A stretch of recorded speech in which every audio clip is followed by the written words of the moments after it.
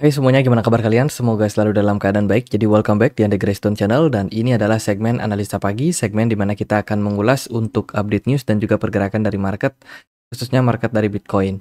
Teman-teman, hari ini kita berada di tanggal 21 Oktober 2024. By the way, Bitcoin masih bertahan di kisaran level 68.500 something ya, dan sudah 3 hari bertahan di level tersebut. Dan sementara ini kita sedang menunggu untuk closing time frame weekly untuk Bitcoin. Jadi hari ini jam 7 WIB pagi ya, akan ada closing. Dan menurut saya ini adalah level yang sangat-sangat menentukan sih kemana arah pergerakan Bitcoin ke depannya. Untuk saat ini sih ekspektasi pasar adalah Bitcoin mampu breakout dari 68.000 resistance ya, level resistance di 68.000 dengan potensial target yang bisa dicapai untuk Bitcoin, yaitu ke level 73.000 something di all time high sebelumnya. Sementara dari beberapa indikator kayak MACD menunjukkan indikasi yang bullish untuk pasar ya, di mana sudah terjadi golden cross. Kemudian kalau kita lihat juga dari indikator smart money-nya juga ada peningkatan volume smart money yang masuk pada Bitcoin. Jadi peluang untuk Bitcoin mengalami rally di perdagangan hari ini cukup terbuka.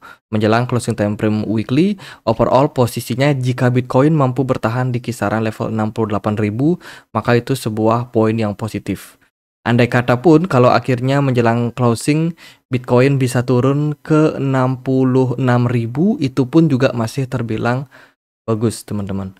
Jadi ya kemungkinan besar sih closing time frame weekly-nya akan positif untuk hari ini. Oke, dari beberapa berita yang ada pada pasar, hari ini kita akan dapat sedikit sentimen. Dari Cina akan ada data tentang prime loan rate ya. Ini berhubungan dengan obligasi dari Cina sepertinya teman-teman, khususnya untuk obligasi jangka panjang 5 tahun dan tingkat return rata-rata pada obligasi mereka. Kelihatannya sih turun ya return obligasinya, dan tentu saja ini akan membuat minat dari para investor invest di tempat yang sangat aman kayak obligasi itu akan menurun, sehingga liquidity diharapkan bisa masuk ke sektor-sektor ekonomi ya, bisnis, properti dan lain sebagainya. Ekonomi yang ada di Cina harusnya bisa tetap growth karena sejak pasca Covid, Cina ini lagi dalam posisi yang sangat struggle untuk perekonomiannya. Pertumbuhan perekonomiannya sangat-sangat rendah. Lalu akan ada data juga dari Amerika Serikat yang akan melisting leading index. Nah, ini mungkin nggak terlalu memberikan impact terhadap pasar. Jadi hari Senin ini sepertinya market tidak terlalu ada sentimen yang sangat signifikan ya.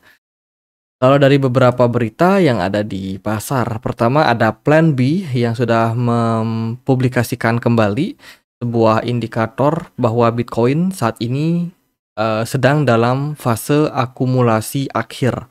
Ya, jadi sekarang udah mulai ada rally, dan kalau kita lihat dari matrix yang dia buat, indikator yang dia buat sendiri, di mana Bitcoin saat ini lagi dalam posisi titik-titik merah. Artinya adalah ini fase menjelang kenaikan ya pada Bitcoin, menjelang fase bullish pada Bitcoin.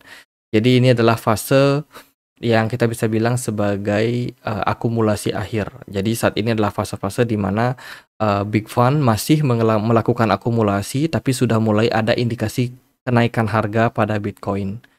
Itu jadi kemungkinan setelah fase dot-dot merah ini ya, yang pekat ini, semakin lama dotnya mungkin akan semakin cerah, dan ketika dia sudah berubah menjadi warna orange atau warna kuning, itu adalah tanda top pada market, teman-teman. Jadi sekarang ini masih awal dari bull run, fase akhir akumulasi. Jadi kalau teman-teman masih belum akumulasi, ini adalah periode-periode yang bisa teman-teman manfaatkan sebelum nanti pergerakan Bitcoin mengalami tren kenaikan.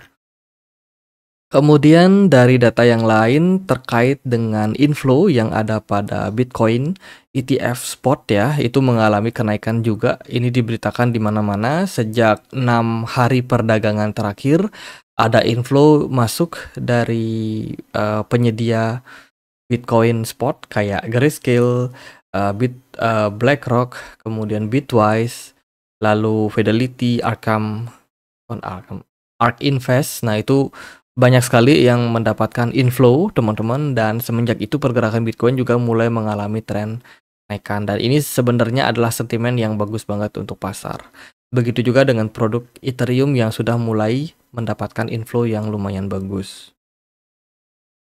Kemudian dari berita, European Central Bank dikabarkan baru saja meluncurkan sebuah artikel, atau mungkin bisa dibilang paper ya, kita bisa bilang ya. Jadi ada paper baru yang dirilis yang berjudul The Distribution Consequence of Bitcoin. Jadi konsekuensi distribusional Bitcoin, yang berargumen ya, ini semua postingan dari European Central Bank dan semuanya bersifat argumen sesuai dengan pendapat para pejabat tinggi mereka. Jadi mereka berpendapat bahwa dalam skenario di mana Bitcoin terus meningkat, pengadopsi awal menjadi satu-satunya yang mendapatkan manfaat. Sementara yang latecomers atau orang-orang yang terakhir membeli ya, itu menderita konsekuensi yang signifikan bahkan tanpa skenario gelembung yang bisa terjadi pada pasar. Jadi maksudnya adalah orang-orang yang beli di awal itu akan mendapatkan keuntungan yang besar sekali, teman-teman, dari konsekuensi kenaikan Bitcoin. Ya, sementara yang terakhir masuk itu bisa saja menderita bubble, harga yang sudah bubble. Jadi sebenarnya ya itu adalah hal yang biasa yang terjadi pada market investasi. Di di investasi apapun, di bisnis apapun, siapa yang pertama masuk, ya dia yang paling untung sebenarnya, teman-teman. Sementara yang terakhir masuk, ya mungkin peluang untungnya nggak akan sebesar ya yang masuk di awal gitu. Makanya orang berbondong-bondong justru masuk lebih awal. Nah, karena memang hal tersebut biasanya memang terjadi di market-market investasi. Para ekonom berpendapat bahwa visi awal Satoshi Nakamoto adalah untuk menjadikan Bitcoin sebagai sistem pembayaran global, namun telah gagal. Ya, dan menurut saya sih memang kegagalan tersebut ya bukan karena Bitcoin tidak support dari teknologinya, tapi karena ya pemerintah mana yang mau, teman-teman, untuk menjadikan Bitcoin sebagai legal tender ya di global, teman-teman. Hanya El Salvador yang oke dengan hal tersebut. Sementara negara-negara lain kan semuanya menolak ya, untuk mengamankan mereka punya mata uang sendiri. Sebab kalau Bitcoin diresmikan, maka apalah gunanya fiat money? Apalah gunanya US dollar? Apa gunanya rupiah? Apa gunanya euro? Makanya negara-negara lain kan nggak mau menerima Bitcoin karena ya memang mereka harus mempertahankan mata uang mereka sendiri. Itu. Jadi kemudian narasi setelah Bitcoin sebagai legal tender in global ya, itu narasinya bergeser menjadi Bitcoin sebagai aset investasi yang mereka sebut sebagai real estate ataupun juga commodities.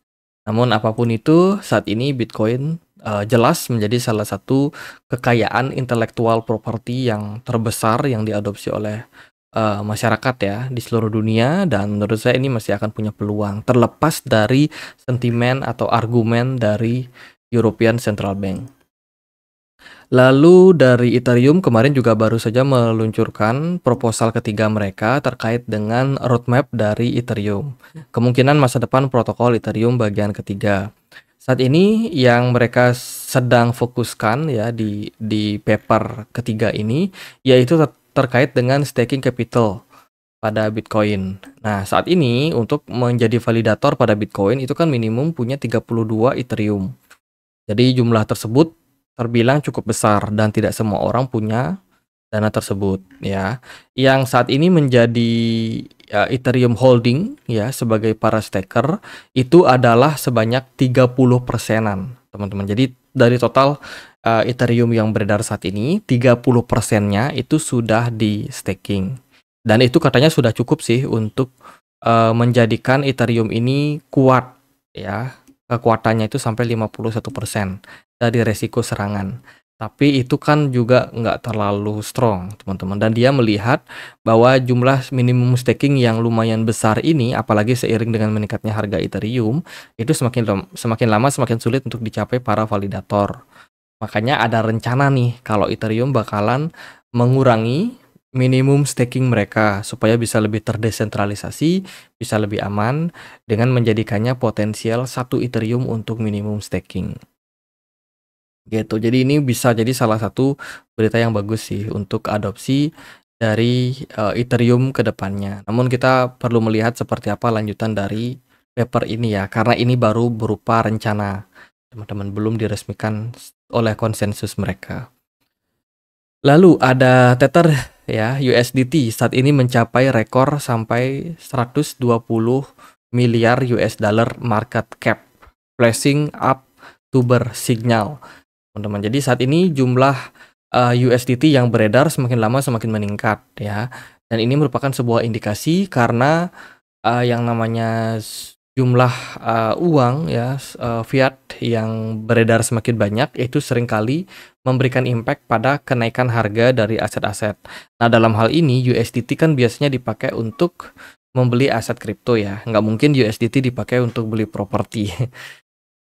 Pasti kecenderungannya adalah trade di market kripto seperti itu Bitcoin ataupun altcoin yang lain. Nah, semakin banyak mereka punya supply ya, berarti semakin besar juga volume yang bisa masuk ke pasar, dan ini merupakan sebuah berita yang cukup bagus untuk pasar Bitcoin ke depannya.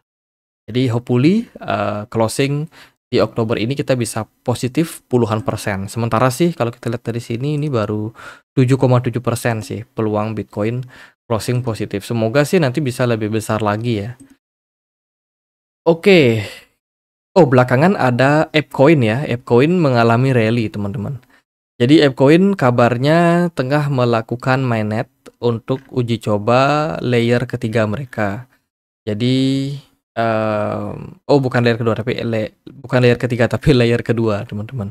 Jadi ini merupakan sebuah pengembangan ya dari ApeChain sendiri. Jadi ApeChain ini adalah jaringan blockchain milik dari ApeCoin ya, yang mana memang sudah sejak lama dibicarakan dan memang use case-nya itu cenderung masih dinantikan seperti apa ekosistem yang akan dibangun oleh ApeCoin sendiri. Mungkin ini adalah impact daripada kenapa harga dari ApeChain itu mengalami peningkatan ya dari segi volume. Dan ini memberikan impact terhadap harga dari ApeCoin yang juga meningkat. Sebab untuk running di ApeChain mainnet ini kita membutuhkan ApeCoin sebagai gas fee-nya. Gitu. Jadi ini bisa menjadi salah satu indikasi kenapa harga dari ApeCoin mengalami tren kenaikan.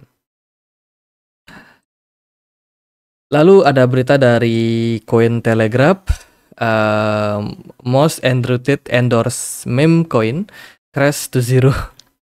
Jadi kebanyakan ya most teman-teman koin-koin yang di-endorse oleh Andrew Tate ya, salah satu influencer kripto yang memang mantan atlet juga ya dan public figure, itu 99% pasti nyungsep at the end ya. Ya ini karena memang yang dipromosikan oleh Andrew Tate itu kebanyakan memang token-token pump and dump, token-token yang market cap-nya kecil ya, yang bisa menjadikan pengadopsi awal cuan banyak, namun karena memang big holdernya udah merasa cukup, mereka taking profit sehingga ya harganya nyungsep juga. Jadi ya hati-hatilah kalau teman-teman memang pengen untuk invest, pengen untuk trading ya, jangan asal FOMO, jangan sembarang ikut-ikutan. Kalaupun mau ikut-ikutan minimal pakai dana yang kecil aja, teman-teman. Karena resikonya tinggi banget kalau teman-teman trading di token-token yang memang di-influence, di token-token yang memang dipom-pom. Tuh. Jadi cepat naik, cepat juga turunnya. Jadi ya hati-hati sih buat teman-teman yang trading. Oke, lalu gimana nih untuk Bitcoin? Apakah hari ini bakalan bagus? Jadi seperti yang aku bilang tadi, di time frame weekly overall kita calon-calon positif. Ya, golden cross sudah mulai muncul di time frame daily-nya untuk Bitcoin dengan volume transaksi yang terus meningkat pada Bitcoin. Ini merupakan sebuah indikasi awal yang bagus untuk pasar ke depannya. Sementara di time frame 1 hari, pergerakan Bitcoin juga masih positif. Weekend kemarin, ya di hari Sabtu dan Minggu, sama-sama Bitcoin ini mampu mempertahankan level 68.500. Ini berarti para buyer masih sangat-sangat strong pada Bitcoin. Ya, MACD masih memberikan indikasi positif, kemudian smart money juga masih cenderung oke di pasar. Di time frame 4 jam, pergerakan Bitcoin cenderung stabil ya. stabil aja, steady di kisaran level 68.000. Aku sendiri nggak bisa komen banyak kemana arah ke depannya karena sedang menunggu closing time frame weekly di jam 7 pagi WIB nanti. Kita bahas yang lain aja. BTC Dominance sempat mengalami penurunan 1,1%. Lumayan, sebuah hiburan untuk altcoin ya. Ada beberapa altcoin yang sedikit mendapatkan inflow masuk. Salah satunya adalah Mantap. Kemudian juga ada Ondo Finance, ada kenaikan sekitar 3%. Lalu ApeCoin tadi kita sudah bahas. Koin-koin lama kayak Cardano juga naik ya 2,5%. Ada juga beberapa altcoin mengalami tren kenaikan. Tapi kenaikan dari BTC Dominance ini masih terbilang kecil sih. Penurunan dari BTC Dominance ini masih terbilang kecil dan hanya memberikan impact pada sedikit altcoin saja. Semoga sih bisa turun lebih dalam ya, sehingga bisa memberikan kenaikan yang lebih tinggi dari altcoin. Kalau kita sedikit lirik untuk BTC Dominance ini trennya bagus banget, teman-teman. Bullish ya. Bullish luar biasa, teman-teman. Kalau kita perhatikan sejak 2022 bulan September kemarin, BTC Dominance terus konsisten naik sampai di Oktober 2024 dengan peningkatan jumlah smart money yang sangat signifikan. Artinya adalah saat ini para buyers itu masih sangat-sangat oke sama Bitcoin. Bahkan mereka cenderung meninggalkan banyak altcoin. That's why dominasi Bitcoin itu sangat-sangat kerasa sejak 1-2 tahun terakhir. Itu, jadi realita pada market seperti itu, kebanyakan orang oke terhadap Bitcoin sehingga mereka lebih prefer Bitcoin daripada altcoin. Sementara kalau kita lihat dari tren ini masih belum patah. Bitcoin dominance masih bullish dengan area resistance trendline konfirmasi ya, itu adalah di kisaran level 2.700-an. Jadi selama Bitcoin dominance masih di atas dari level 2.700-an ya, selama itu dia masih bakalan bullish, teman-teman. Jadi ini strong banget sih. Oke, paling gitu aja buat pembahasan kali ini. Semoga videonya bisa bermanfaat ya buat kalian. Jadi happy hari Senin. Jangan mager lagi, teman-teman, waktunya kerja di hari Senin. Jadi kita punya komunitas juga di Telegram, teman-teman, buat kalian yang mungkin mau join ya. Linknya ada di kolom deskripsi video ini. Jadi sekian aja, akhir kata saya Andri, makasih.